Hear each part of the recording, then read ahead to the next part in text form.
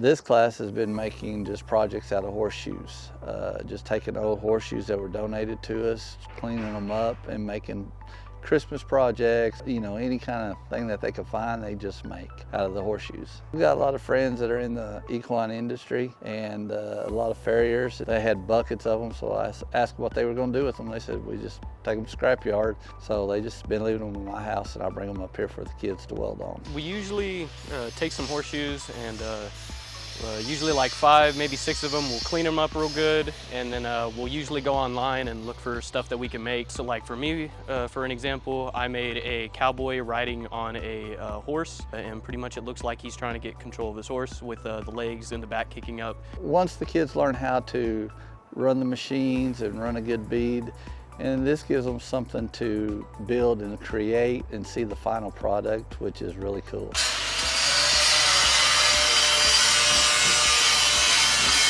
They think they're real cool, especially when they get them all painted up and they look nice, and then somebody comes up and says, hey, do you want to sell that? And you know, they'll sell them to them and they get the money for it. I usually go for the ones with the least amount of rust, so I don't have to use the wire brush on it too much.